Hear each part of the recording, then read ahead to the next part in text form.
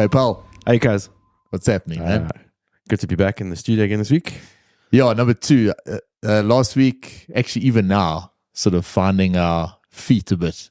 Yeah. There's a lot of episodes in that last studio. Yeah, we got so comfortable and so used to that space. It was relatively easy to sit down and, get the show started. Yeah, we're still fiddling around and faffing around. And So we've hopefully improved the lighting. I think it's a bit of an improvement this week. yeah, we'll see after the show and Yeah. see how many adjustments need to be made afterwards. But comment-wise was good. People were saying happy with it. They like what they see. New setup, progressing, all the rest. yeah, no, it's cool, man. I dig it. Even me. Aviation news. Yeah. So there was a bit of a, what's the big one? Yeah, Alaska airline pilot charged with 83 counts of attempted murder after he tried to shut down engines while off duty in the flight deck. this has dominated news articles and memes and jokes in the last 3 days. Yeah. Like to a whole nother level. Yeah. Like what was going on in this dude's mind? So you get there's two factions. So we actually spoke about it last week, the whole mental health thing in aviation. Is this mental health or is this just an oak being a puss? Or, because you gave me some good gen, I don't know. Yeah, look, I read an article where it was mental health related, but apparently the oak was jacked up on mushrooms. You got to be jacked up on something. So that will affect your mental health at some level. Yeah. So if you don't know if you haven't heard the story, the crew of a Horizon Airlines regional jet diverted their flight to Portland, Oregon on Sunday after an off-duty Alaska Airlines pilot riding in the flight deck in the Jumpseat tried to shut down the jet engines on the flight to San Francisco. The suspect, Alaska Airlines pilot Joseph D. Emerson, 44 years old, charged with 83 counts of attempted murder and endangering an aircraft. Alaska said in a later statement that the suspect unsuccessfully attempted to disrupt the operation of E-175 engines. Now, this is important, Ryan, because I've been saying for a while, pilots have got to know how to do jiu-jitsu. Because, apparently he went for the fire handles. Had he successfully managed to go and pull both of those fire handles, we'd be reading a very different news story. article. And on top of it, you probably wouldn't know what had happened now. So it'd be a whole thing of, engine damage, this, that, and the next thing. So, I'm stoked that the two guys that were flying managed to subdue this guy and put him in his place. Pull it off, But the concern is now, where to from now for the industry? Are they going to stop pilots from jump seating again? Well, this is it. I think it sort of the story of the week, obviously. Yeah. Jump seat flying, non-aviators out there, or even pilots that aren't flying for an airline. I would go so far as to say that being able to jump seat is probably one of the best perks that you get. Yeah. Now, in the States, they've got a much better system. You go back our day, Saks, Airlink, and Mango, and Spurries. Yeah. You could jump seat on any of the... So obviously with us at Saks, which is like the poor, ugly cousin airline of the group there, you kind of had to, phone the SAA captain. Hey, captain, please can I have your jump seat? And 9 times out of 10 it was taken by someone else, but the option was still there and they would always try and accommodate you. Yeah. Then Airlink stopped allowing Saks pilots from being able to jump seat with them. There was some spat there. Obviously, the older Saks CEO and Roger Foster had a fallout. Yeah. Because the Saks CEO was a moron, didn't know what he was talking about, and tried to take on Airlink. Yeah. They couldn't. So Roger said, stuff you guys. And that was actually a privilege that really sucked for us at Saks because, a lot of guys used it. Yeah. I used it once or twice in the early days to go down to Nelspruit, and when that was taken away, it was a bit of a cuck one. Yeah, it was shitty. But going back to the States scenario, how many pilots in the States especially rely on that jump seat for their commuting functions? Because guys commute everywhere. Well, now in the States, if you hold a valid ATP. Well, I don't even think it's ATP. I think if you're a valid commercial pilot on a Part 1 at a Part 121 airliner, you have the privilege to request a jump seat on any airline to wherever you want to go. Oh yeah, yeah. It's not like you have to. It's not like there has to be some sort of union agreement. No, there's no union agreement. There's no like this like Saks SAA Mango situation. It was any airline. Yeah. So it's used. It's very, very widely used, and of course, at the moment with the shortage of pilots that's going on there, the guys are using this frequently, up and down travel all the time. You know, it just makes sense. I bet my bottom dollar on this one that there's going to be a knee-jerk reaction here, and they're going to stop jump seating. I can see probably not jump seating altogether, but you'll have to be. It'll probably be a thing where you're only allowed to jump seat if you are on your own affiliated airline, which is useless. Yeah. So this arsehole is now potentially gonna wreck a very important perk and privilege for pilots out there. I think he needs to get fucking hammered. Well, he's going to. But it's an important perk and privilege, number one. But two, you're not going to hear about the advantages of having a pilot on the jump seat.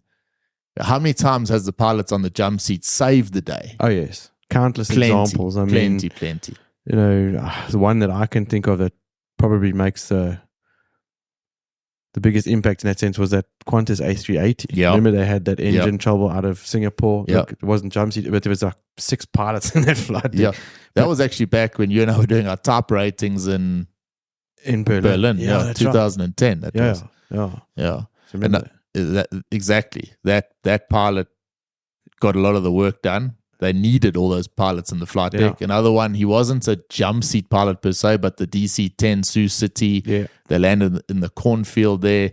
Off-duty pilot came to the flight deck. He manipulated the thrust levers to try and direct that aircraft. Of course, didn't have any hydraulics. And if it wasn't for that crew of 3 or 4 working together, it wouldn't have happened. So point being, the jump seat pilot, more times than not, has been a real safety asset in the flight deck.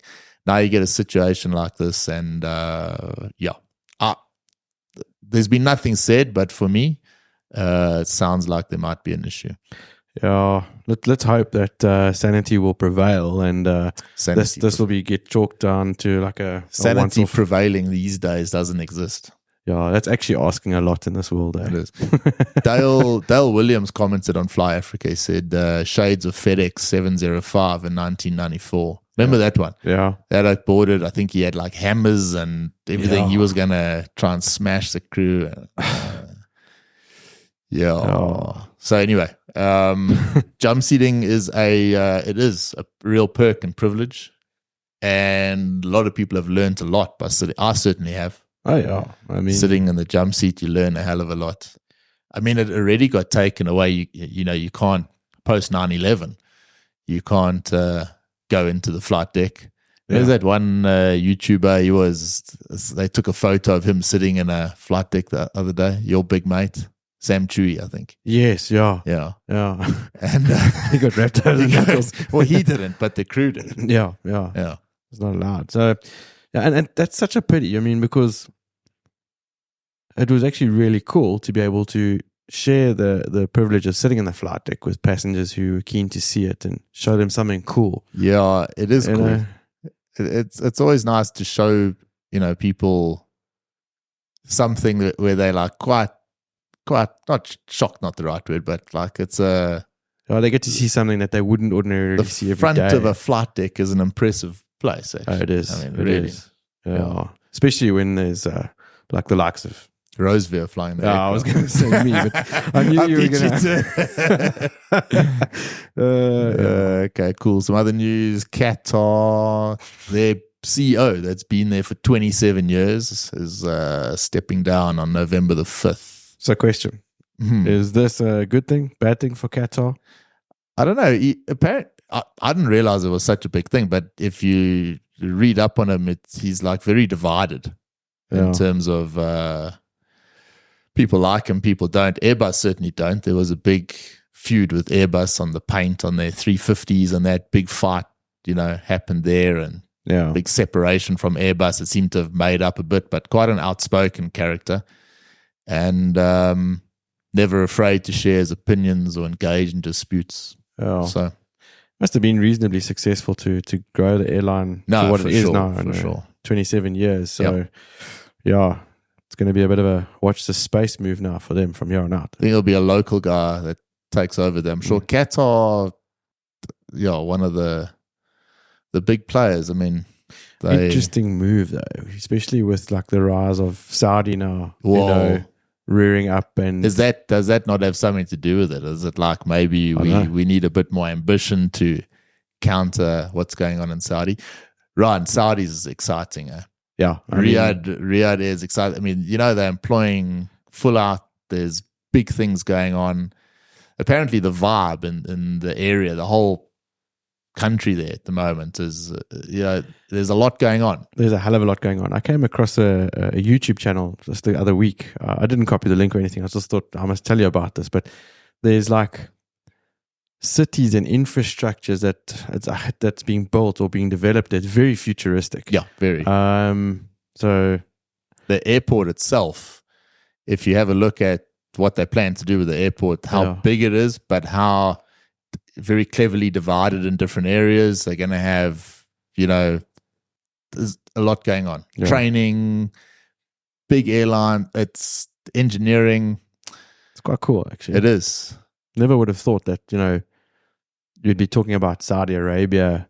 In this kind of context. Yeah. It's always been sort of left alone. Yeah, very modern. I was actually talking to a local guy there who's part of this sort of growth that's going on and very closely connected to the right people there. And watch this space. Exciting. Get your CVs in there. No question. Another article I found interesting this past week, I'm sure our listeners will as well, was in Simple Flying, I think. Yeah. The 5 regions where most aviation personnel will be needed in the next 20 years. So this comes from this CMO, the Commercial Market Outlook from Boeing. Very, very interesting thing. And if you have a look at that whole CMO, it's quite an extensive thing. It's not just a little Mickey Mouse news article. Quite an extensive forecast. But let's get into it there. More than 2.27 million new aviation personnel will be needed to meet the increasing demand in the next 2 decades. That's no surprise. Jeez. Those personnel will provide all aviation services, including training and pilot services, digital solutions and analysis, parts and distribution services, maintenance and overhaul services. So that's across the board. Region number 1, Africa and the Middle East. Africa and the Middle East have one of the largest growing aviation markets. The emergence of low-cost carriers in the 2 regions has provided cost-effective air travel to middle-class communities. The 2 regions combined will need 13% of the new aviation personnel in the next 20 years. By 2042, the 2 regions will have over 296,000 new personnel providing expertise and support in all areas of aviation. Next area, China. China not only recovered from the pandemic, but it's seen a 25% growth in available seat kilometers. The region will need 19% of the new aviation personnel in the next 20 years. So it's also a big jump there. Other major growth areas, of course, the usual suspects, Europe, the rest of Asia, and the Americas. America will need 24% of the new aviation personnel in the next 2 decades. So they having nearly a quarter of the total aviation personnel requirement. The region will need 550,000 new aviation personnel. So I want to ask there, as a listener, yourself, Ryan, even, what's your thoughts? Are you excited about the growth prospects in aviation? Are you excited about the growth prospects in Africa? Are you surprised? You shouldn't be. I'm telling you now, there's a lot going on in Africa. I know of a lot going on in Africa, and the pilots that are flying around, doing general contract stuff and even locally here might not be 100% aware of the massive growth that's going on. But Africa is really on the rise. Look, I'd have to agree. There's no surprise at the statistics on Africa and the Middle East. I mean, fortunately, you and I being in the environment that we are here, we get to network with a lot of guys, and the information that's coming through, Africa is just upscaling at a tremendous level. There's a lot going on, and I am very, very excited because it's just testament to the amount of growth in our industry and the prospects and the opportunities that are going to be made available to aviators and everyone involved in the industry as a whole.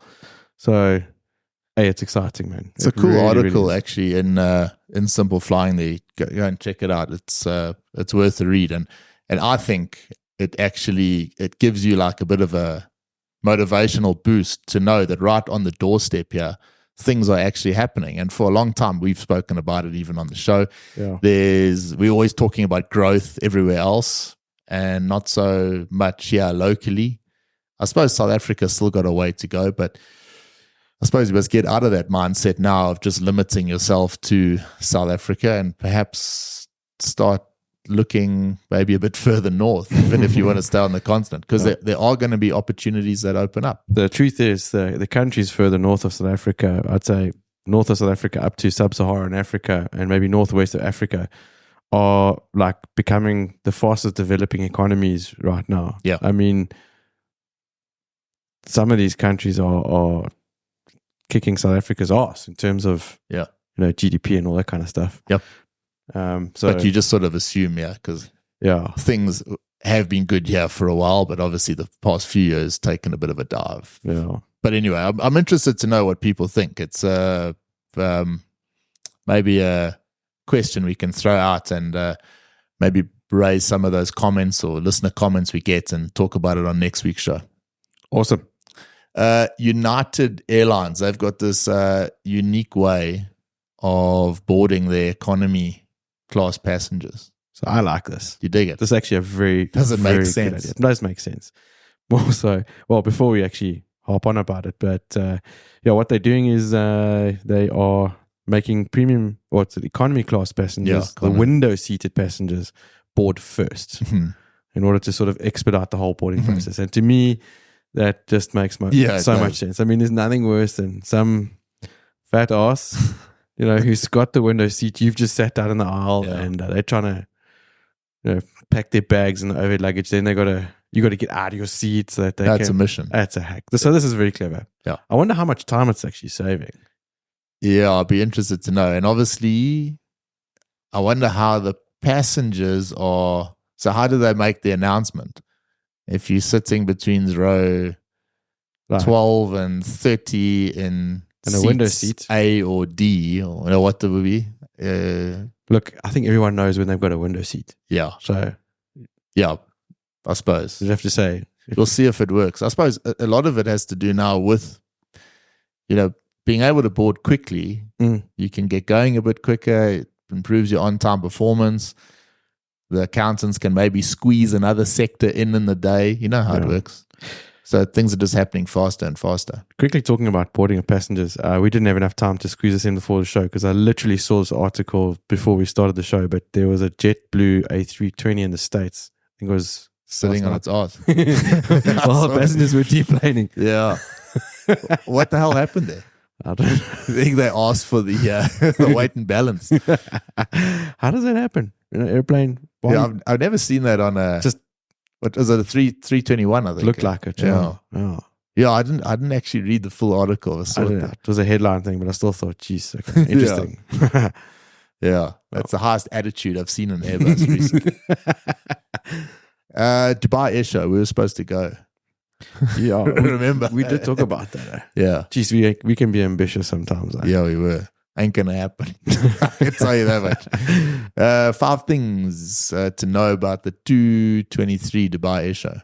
So expecting more than 100,000 visitors, surpassing last year, thanks to the absence of stupid restrictions and all the rest. Airshow generated $74 billion in 2021, with commercial aviation accounting for the majority. It's pretty massive, actually. Yeah. Big orders from Indigo, Akasa, Jazeera, Air Tanzania, and Nigeria's Arbom. And apparently it's a really, really good show. Everyone that's been has said it's well worth a visit. If you got a choice, though, are you going to go there, or are you going to go Farnborough, or what's the other one, Paris, Le Bourget? Jeez, I don't know. Look, I think they all put on a pretty spectacular display. I mean, I was watching images of an A380 and really cool paint scheme and livery doing, fly past and that. There's nothing like an air show. It's especially the way they go and put things on with the equipment that they can demonstrate. It's not your usual Swartkorps air show on a Saturday in September with the usual suspects bombing around. It's actually really cool things to see there. Yeah, I agree. Right, the end of an era for the MD-82, the mad dog in Europe. So not the end of the era for the MD-82 in general, but in Europe. They're still bombing around in Africa. Plenty. But they are done in Europe. So the last one had its last flight. Was it a charter airline, Bulgarian Air Charter? And a bit of a, I want to actually bring it up here because it's worth a view. Such a good looking airplane. Any youngsters watching us that don't know what the MD-80 is, it's just one of the coolest airplanes to fly. It really is. And it's pretty amazing that there was one actually bombing around in Europe. Yeah. But the last European MD-82 is retired. That's it there. Such really a good-looking airplane. An end of an era. It is, eh?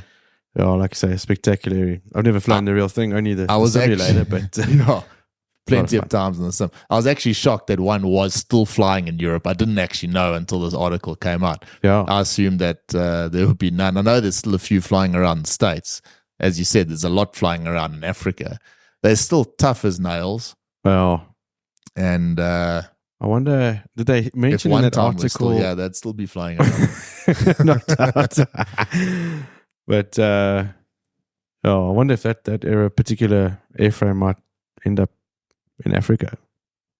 Yeah, I'm sure it will. Piece it out now or something. I'm sure it will. Funny enough, how many DC-9s are there flying around?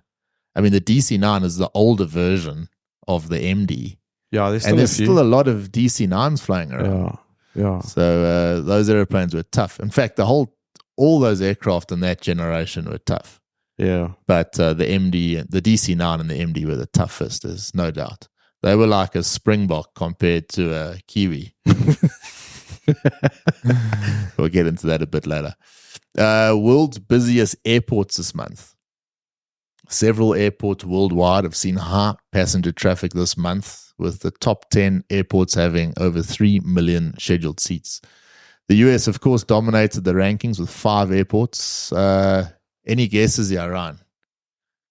10. Okay, so number 10 on the list there, Guangzhou. Yeah. LAX. O'Hare. Istanbul. Yeah. Denver. Dallas-Fort Worth. Heathrow. Haneda in Tokyo. Dubai. And then Hartsfield-Jackson in Atlanta, number 1. I'm not surprised by that one because that's the home of Delta. So true. That's that airport's crazy, eh? They say it's redonkulous. Yeah. Yeah, but quite interesting. Heathrow. Yeah, so Heathrow still is what it always used to be. Istanbul, I know, is incredibly busy as well. Yeah, so quite interesting there. And everyone that when I was looking this up, because this, again, article in Simple Flying, just a shot, I think they've actually upped their game in their articles.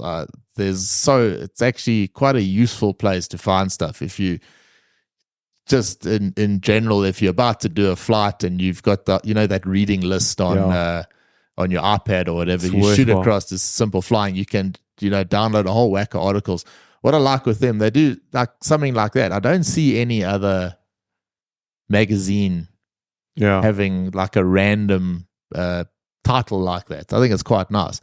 So bit of a shout out to them. Cool.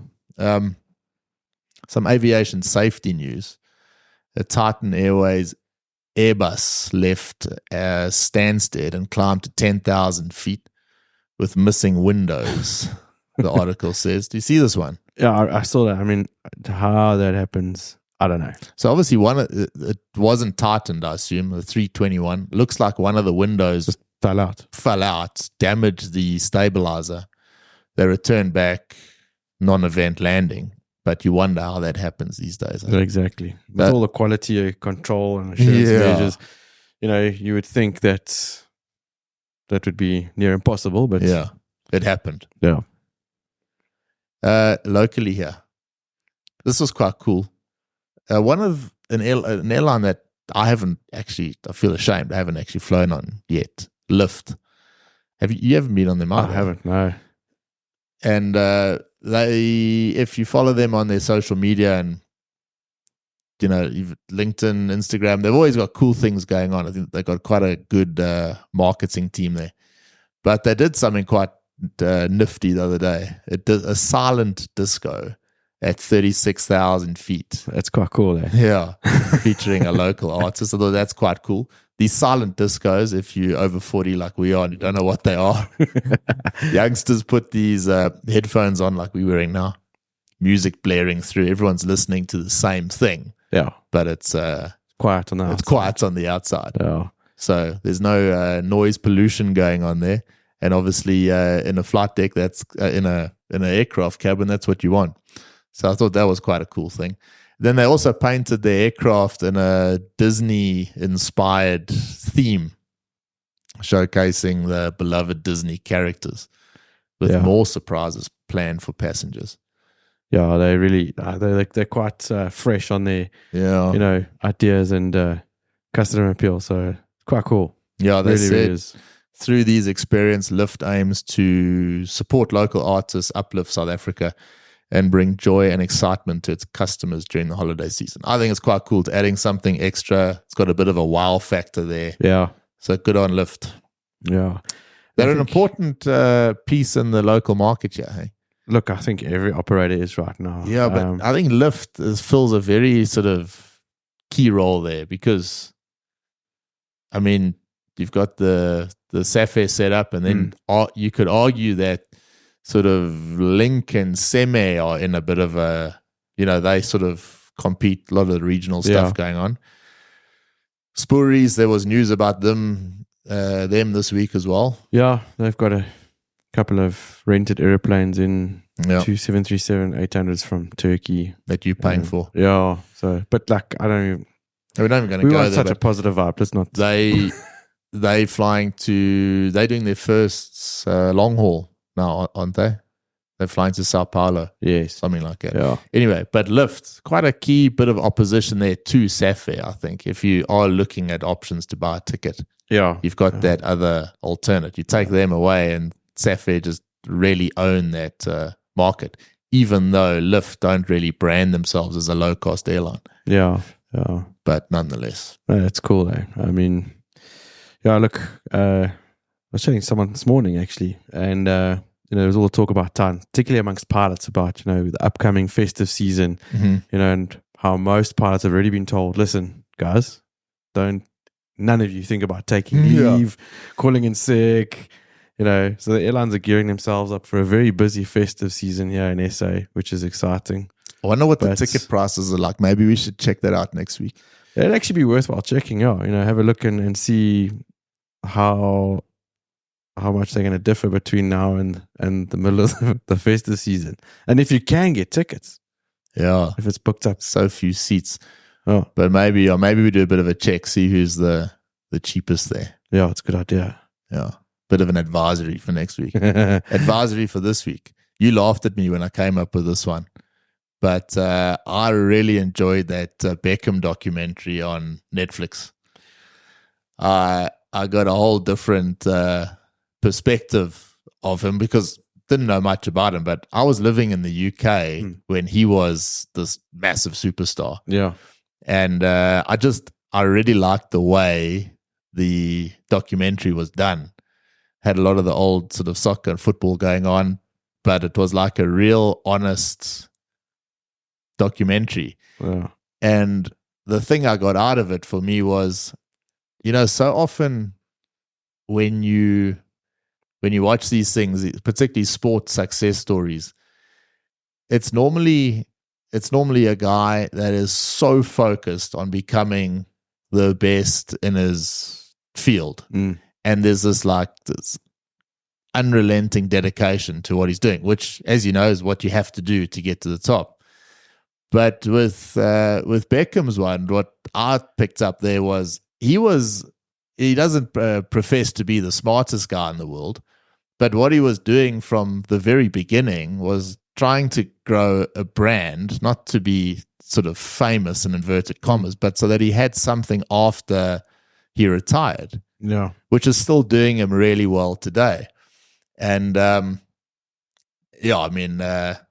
bringing up jiu-jitsu again, but there's quite a few youngsters that I train with, and a couple of them take it really, really seriously. I mean, they're doing it for, this is going to be their job, going forward. And you look at it, and I think personally, like for me, you've got to go for it. If that's what you want to do, you've got to absolutely go for it. But sport these days can be so short-lived. Look at these Formula One drivers. I mean, most of them aren't even 25, and they're living long careers. Max Verstappen's hinted at, he might even retire before he goes to another championship. You don't know. He's never said he's just going to carry on forever. Yeah. So these sport things are quite short-lived these days. So I just quite like his thought process during that documentary. And I think if you keen to watch something, and I bet you it'll change your opinion of the guy. Because certainly did change my opinion. I mean, I'd seen it on Netflix, and I hadn't really given a 2-second thought of actually watching it until you'd said, it's actually worthwhile checking out. Then I watched it. I ended up binge watching all 3 or 4 episodes because I found it really fascinating. More so his personal life story, where he came from and how he actually came up.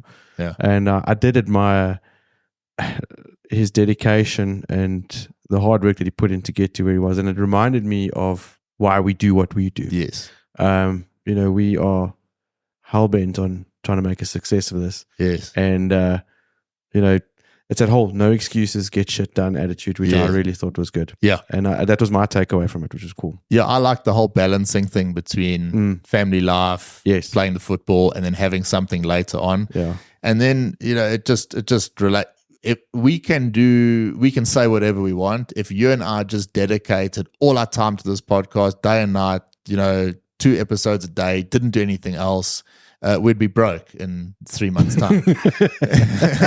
Because that's not how it works. Exactly. It's not how you have to have other things on the go. Anyway, pretty cool, I think. No, it was great. You picked up a special mention that's worth it for today. Yeah. So I think it's worthwhile giving a huge big shout out and a congratulations to our good friend and supporter, Jason Northwood. Yep. He posted out on LinkedIn earlier today that he's just finished his Masters of Science.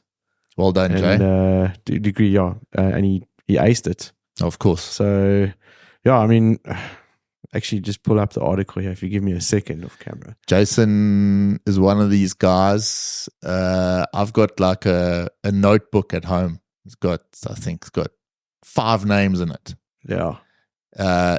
Exceptional people that I've met in my life.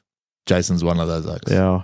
He's just got he's got that determination. He's got sort of X factor, whatever you want to call it. But I'm so chuffed for him because he started doing this whole thing. Then he got called back to Emirates, had to get the family back, balance. Jason's got about 13 kids at home. 4, I think he's got. But he still managed to get all this done, which is a bit of an inspiration to anyone that's doing anything extracurricular and trying to look after kids. Is a serious challenge. So well done, Jay. Yeah, exactly. His message, he said that he was excited to share that he's passed his Masters of Science degree in Air Transport Operations and Management with distinction. That was the word I was looking for when I said he aced it. But of course, the same thing. But I mean, Jason, in the middle of COVID, also one of those guys who just had to really power through a lot of hardship. Yeah, and there was all that nonsense going on in Natal where he was staying. I was driving around trying to deliver chips and stuff and True, He had a lot on his plate, and he was trying to push through this at the same time, as well as also growing his own YouTube channel and app at the time as well. So, yeah, someone that I hugely respect and really admire for what he's, done for himself and for his family. So, Jason, shout out, man. Congrats. Well done. And I'm pretty sure all the hard work will definitely pay off in the future. Yeah. And if you want a special mention on the Bryan Air podcast, go and do something great. Yeah, well, man, I quite enjoy actually giving credit where it's due like that. It's quite nice. I mean, it's just really cool to be. I get this awesome sense of entitlement when I do it. Because I feel like I had something to do with it. Yeah. I don't think that sense of entitlement ever leaves you, bro. No. It's like an ever-present.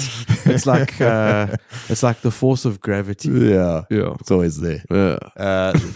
So last week's sport was pretty good. Listen, last week's sport was epic. Let's put it that way. So my wife, she's sort of got into watching the rugby, and she's really enjoying it. Yeah. And then I'll tell you what, after about 20 minutes, I was done with the rugby. I was ready to go to bed. So I thought, you know what? The only thing that can cheer me up is to switch over to channel 208, I think it was on. The UFC was on. Makhachev was fighting Volkanovski. Yeah. And I thought Volkanovski was going to do pretty well because he did well in the first one. Yeah. So I think Farrell had just kicked a drop goal.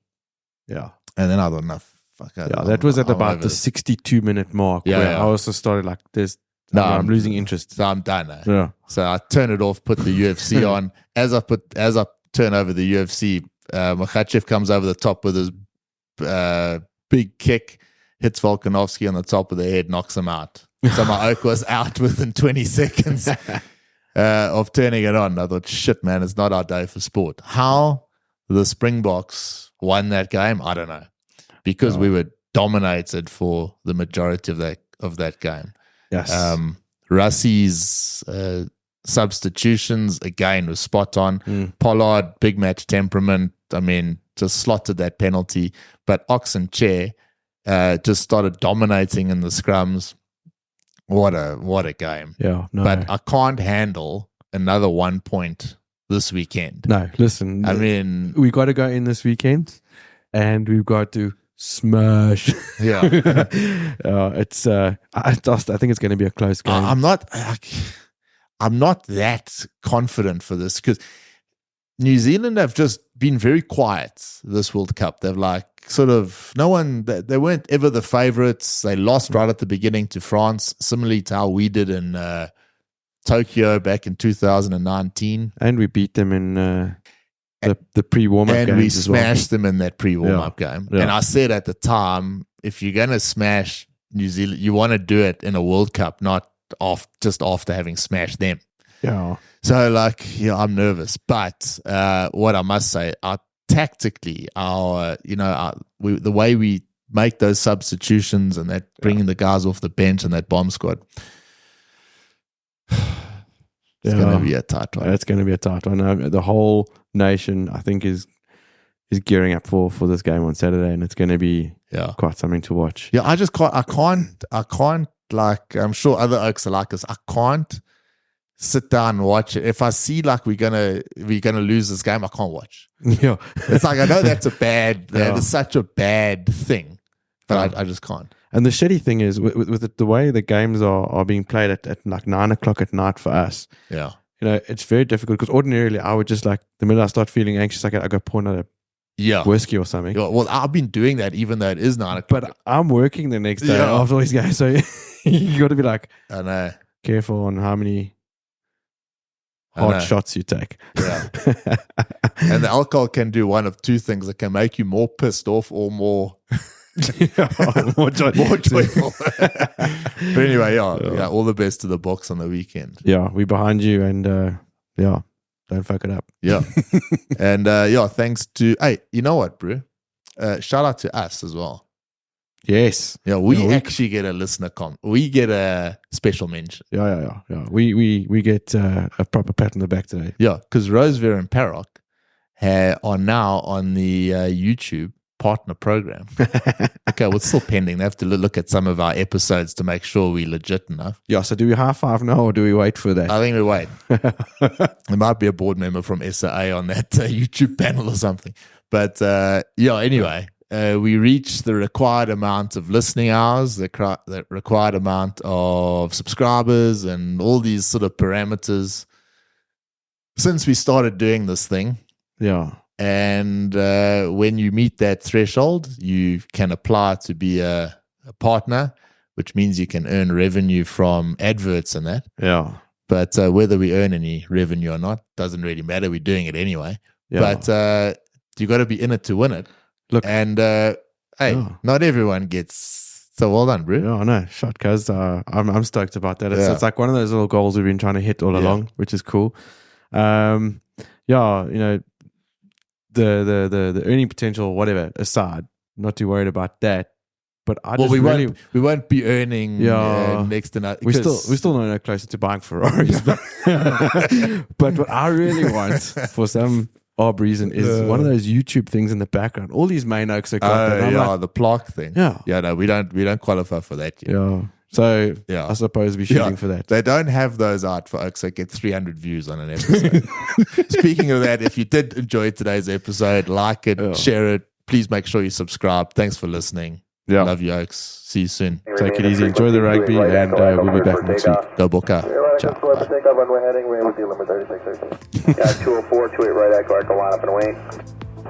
28 right, echo, line up and wait. Now to 204. PC 4103, contact Chicago departure. Good morning. That was 553, uniform, so let's heading 250 on another turn. Let's heading 250, guys, 553, uniform. Tower runway 34. Runway 3494 for now, stand November short of echo, and we'll work that out. You can expect the full length for departure. November short of echo, runway 3494. Skywest 553, uniform, turn left heading 220 and contact Chicago departure. Left heading 220, contact departure, Skywest 553, uniform. United 204, fighting 270, 28 right, echo, cleared for takeoff. 28 right, and echo, cleared for takeoff, heading 270, United 204. Scout 5169.